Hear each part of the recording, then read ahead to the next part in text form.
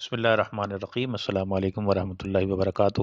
فتاوی مصطفیہ کی تقدیم میں مفتی جلال الدین امجدی قبلہ علیہ الرحمہ تفقہ فی الدین کے عنوان کے تحت فرماتے ہیں، احکام شرعیہ کے علم حاصل کرنے کو تفقہ فی الدین کہتے ہیں۔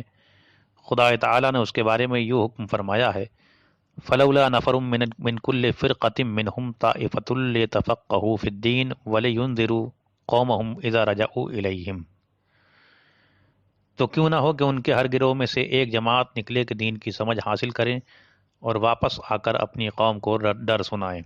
اور خدا عز و جل یہ عظیم نعمت اسی کو بخشتا ہے جس کے ساتھ بھلائی کا ارادہ فرماتا ہے۔ حدیث شریف میں ہے، من یرید اللہ بہ خیرا یفقہہ فی الدین، اللہ تعالیٰ جس کے ساتھ بھلائی کا ارادہ کرتا ہے اسے تفقہ فی الدین عطا فرماتا ہے۔ خدا بند قدوس نے حضرت مفتی اعظم ہند قبلہ قدس سرہ کو اس نعمت عظما سے بھرپور سرفراز فرمایا تھا، بلکہ بقول حضرت علامہ نظامی الہ آبادی، آپ کے ضمیر، آپ کے خمیر اور آپ کی سرشت و فطرت کو تفقہ فی الدین کے سانچے میں ڈھال کر اسی فطرت پر آپ کو پیدا فرمایا تھا۔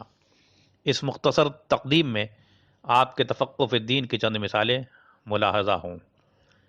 انجیکشن سے روزہ ٹوٹنے نہ ٹوٹنے کا مسئلہ جب پہلی بار مفتیان کرام کے سامنے آیا تو بیشتر حضرات متردد رہے۔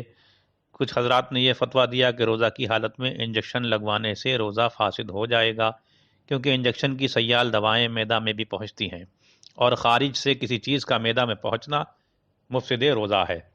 اور کچھ حضرات نے یہ فتویٰ صادر فرمایا کہ گوشت میں انجیکشن لگوانے سے روزہ فاسد نہیں ہوگا، ہاں رگ میں لگوایا جائے تو فاسد ہو جائے گا، کیونکہ دوائیں گوشت سے معدہ میں نہیں پہنچتی ہیں اور رگ سے پہنچ جاتی ہیں۔ لیکن مفتی اعظم ہند نے ارشاد فرمایا، انجیکشن گوشت میں لگوایا جائے خواہ رگ میں، کسی بھی صورت میں اس کی دوائیں معدہ تک منفذ کے ذریعے نہیں پہنچتی ہیں بلکہ مسامات کے ذریعے پہنچتی ہیں، اس لیے روزہ فاسد نہیں ہوگا۔ جیسے ٹھنڈے پانی سے غسل کرنے میں اس کی تری مسامات کے ذریعے بسا اوقات معدہ تک پہنچ جاتی ہے اور روزہ فاسد نہیں ہوتا ہے۔ آنکھوں میں دوا ڈالنے، سرما لگانے سے اس کا ذائقہ حلق میں محسوس اور رنگت تھوک میں دکھائی دے تو روزہ فاسد نہیں ہوتا۔ اور جب پہل لاؤڈ اسپیکر کے ذریعے سنی گئی آواز پر اقتدا کا مسئلہ درپیش ہوا تو بعض عالموں نے اسے حقیقتاً اور حکماً ہر طرح امام کی عین آواز سمجھ کر اقتدا کو جائز ٹھہرایا، مگر حضرت مفتی اعظم ہند قبلہ قدس سرہ نے حقیقتاً اور حکماً ہر لحاظ سے لاؤڈ اسپیکر کی آواز کو متکلم کی آواز کا غیر قرار دیتے ہوئے ارشاد فرمایا، لاؤڈ اسپیکر کی آواز امام کی آواز نہیں، مماثل آواز امام ہے، اور نماز میں غیر کی اقتدا کرے یہ مفسد ہے۔ اور ایک دوسرے فتویٰ میں تحریر فرماتے ہیں، اعتبار متکلم کی اس آواز کا ہے جو اس کے دہن سے نکلی اور فضا کی ہوا متحرک کرتی ہوئی بے کسی اور قوت دافعہ کے کان تک پہنچی، اس کی وہی آواز جو کسی قاصر سے ٹکرا کر سکون پا گئی اور اس قاصر کے ٹکر کی قوت سے جو متحرک ہو کر پلٹی، اس آواز کا اعتبار نہیں۔ جیسے گنبد سے ٹکرا کر جو آواز پلٹی ہے یا کنویں کی پلٹی ہوئی آواز یا صحرا کی صدائے باز گشت نامعتبر ہے۔ آیت سجدہ پلٹی ہوئی آواز سے جسے مسموع ہو اس پر سجدہ اسی لیے واجب نہیں ہوتا کہ اب یہ تو پلٹی ہوئی آواز ہے، یہ اگرچہ دہن قاری سے نکلی ہوئی ہے مگر قاصر کے ٹکرانے سے یہ اس حیثیت کی نہ رہی، اب قاصر کی ٹکر کی قوت سے کان تک پہنچی ہے۔ یہ نہیں ہے کہ بجلی کی قوت سے فضا کی ہوائیں قاصر جہاں تک دفع ہو گئی ہے بے کسی اور قاصر سے ٹکرائے ہوئے بے اس قاصر کی قوت دفع کے شامل ہوئے محض بجلی کے اس فعل سے کان تک پہنچی ہے۔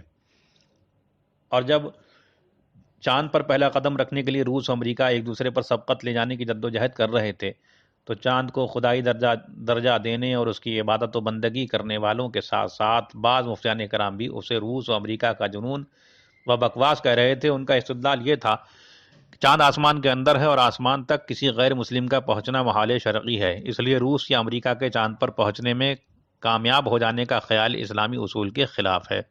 اور بیشتر علماء اکرام گومگو کی کیفیت سے دو چار خاموش تھے، لیکن مفتی اعظم نے فرمایا، جب چاند کی طرف نگاہ اٹھائی جاتی ہے تو وہ آسمان کے نیچے دکھائی دیتا ہے۔ صحابی رسول رئیس المفسرین حضرت عبداللہ ابن عباس رضی اللہ تعالیٰ عنہ کی تفسیر کے مطابق بھی سورج، چاند اور ستارے سبھی زمین و آسمان کے درمیان مسخر ہیں، جیسا کہ تفسیر مدارک میں ہے۔ عن ابن عباس ان الشمس والقمر والنجوم کلھا مسخرات بین السماء والارض۔ الغرض مشاہدہ اور روایات دونوں اس بات پر متفق ہیں کہ چاند آسمان کے نیچے ہے، اور جب آسمان کے نیچے ہے تو چاند پر پہنچنے سے آسمان پر پہنچنا کہاں لازم آتا ہے کہ چاند پر پہنچنا محال شرعی ہو جائے۔ ہمارے نزدیک انسان کا چاند تک پہنچنا ممکن ہے، اور اگر کسی مشینی ذریعہ سے انسان چاند تک پہنچ جائے تو اس سے اسلام کا کوئی اصول مجروح نہیں ہوگا۔ اور اسی زمانہ میں جبکہ امریکہ والوں کے چاند پر جانے کا چرچا تھا، ایک روز حضرت علامہ قاضی شمس الدین صاحب جون پوری اور حضرت علامہ سید غلام جیلانی صاحب میرٹھی علیہم الرحمہ اور دوسرے علماء حضرت مفتی اعظم قدس سرہ کی خدمت میں حاضر تھے۔ چاند و سورج وغیرہ کی باتیں چل رہی تھیں۔ حضرت نے فرمایا زمین و آسمان دونوں ساکن ہیں اور چاند و سورج چلتے ہیں۔ اس پر علامہ میرٹھی صاحب نے فرمایا کہ قرآن مجید میں ہے والشمس تجری لمستقر لہا، یعنی سورج اپنے مستقر میں چل رہا ہے۔ تجری سے معلوم ہوتا ہے کہ چلتا ہے، اور مستقر لہا سے معلوم ہوتا ہے کہ ایک جگہ ٹھہرا ہوا ہے۔